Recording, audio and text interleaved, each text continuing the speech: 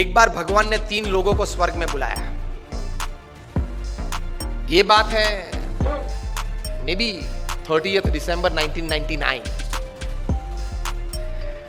गए 3 लोग। उस वक्त ये 3 लोग जो सबसे शक्तिशाली थे पृथ्वी पे, अमेरिका के प्रेसिडेंट थे बिल क्लिंटन, अमेरिका के सेक्रेटरी ऑफ स्टेट थे कॉलिन पॉवेल, और दुनिया के सबसे धनाढ़ व्यक्ति थे बिल गेट्स। तीनों को भगवान ने स्वर्ग में बुलाया। It's a story how attitudes can change situations for your betterment. अब तीनों को बुला के भगवान ने कहा कि देखो, I want to share something very important with the people of the world, and you are 3 chosen by me because you 3 can create an impact in the thought process of people. So what I convey to you, you must go back to earth and convey to the people of the world. तीनों ने बोला ठीक है, बताइए। तो भगवान ने कहा कि tomorrow I am going to destroy the world. अब आप तीनों जाओ पृथ्वी पे and tell the people of the world that we got the message from God and then this is going to happen. तीनों गए वापस, आधा तो मुरझा गए थे। पृथ्वी पे आए and according to the protocol it was the president of America coming on prime time American TV facing the camera and said, ladies and gentlemen, my dear Americans, there is some good news and there is some really bad news. And the good news is that I saw heaven, I saw God and He exists. I saw it with my own eyes and it was great. And the bad news is that He is going to destroy the world tomorrow. And He went off the camera. Then according to the protocol, it was the time of the Secretary of State. America की presidential democratic system है, वहाँ Secretary of the State is the second most diplomat, important diplomat after the president. So Colin Powell came on TV facing the camera. He said, my dear ladies and gentlemen, Americans, there is some bad news and good news. Clinton क्या बोले थे? Good news and bad news. Colin Powell goes, there is some bad news and some good news. There is some bad news and some good news. And the bad news is that my God, He exists because he knew what He was doing in Iraq. उस वक्त Colin Powell Iraq में क्या कर रहे थे उनको पता था, कितना गलत काम कर। इराक के पास वेपन्स ऑफ मास डिस्ट्रक्शन है, WMDs हैं, इसलिए वो कभी भी पूरी पृथ्वी को नष्ट कर सकते हैं। ये Saddam Hussain and party, so let us destroy Iraq and let us destroy Saddam. और युद्ध किया, नष्ट कर दिया। यूनो की टीम वहां गई, पूरा इराक में एक एक कोने को जांच लिया और कहां से भी ये WMDs नहीं निकला, जिसकी वजह से अमेरिका ने मार दिया इराक को। मारना था, ये तो एक रीजन था। So Colin Powell knew what he was doing in Iraq, so he said, my God, there is some bad news for us. He exists, क्योंकि वहां जवाब तो देना पड़ता है। And the good news is that America is finishing off Iraq tomorrow.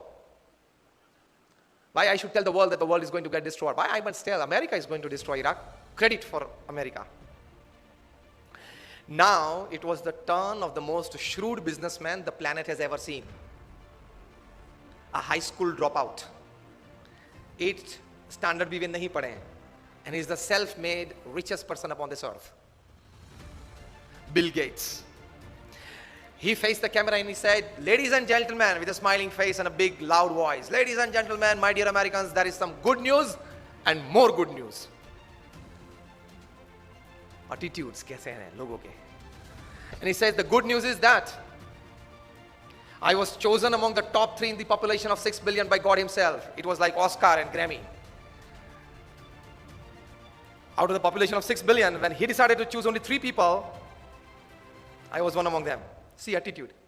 किस लिए बुलाया था वो कहने की जरूरत नहीं है, बुलाया था ना, किसने बुलाया था? Build up your own image. Simple. Turning any situation to your advantage if you have the right attitude. जो होने वाला है कल, वो तो होने वाला ही है, लेकिन जो होने वाला है उससे आज आप अपनी प्रतिष्ठा, अपनी व्यवस्थाएं, अपने मकसद जो तैयार किया है, वहां किस प्रकार के एडवांटेज आप ला सकते हो। So Bill Gates goes, there is some good news that I was chosen among the top 3 by none other than God Himself. And the more good news is Microsoft is solving the Y2K problem tomorrow. जो लोग हमारी पुरानी generation है उनको पता है कि एक Y2K प्रॉब्लम था 98-99 में। बहुत लोगों के मन में था कि कंप्यूटर 2000 की साल जब गिरेगी 11-2000 तब 00 कैसे लेगा, वो बड़ा प्रॉब्लम था उस वक्त। सॉफ्टवेयर नहीं बना था उस वक्त, तो उस वक्त बड़ी हैरानी थी पूरी पृथ्वी पे कि how with the computer take that date 11-2000। पिछले 2 जीरो लेता नहीं था कंप्यूटर, एक ही जीरो लेता था। 8080 9090 डालने की कोशिश की तो रिजेक्ट करता था। अगर उसने नहीं लिया कंप्यूटर ने तो आगे व्यापार व्यवहार कैसा चलेगा? बड़ी हैरानी थी। तो माइक्रोसॉफ्ट ने कहा कि tomorrow we are solving that Y2K problem, Y2000 Y2K problem solve कर रहे हैं।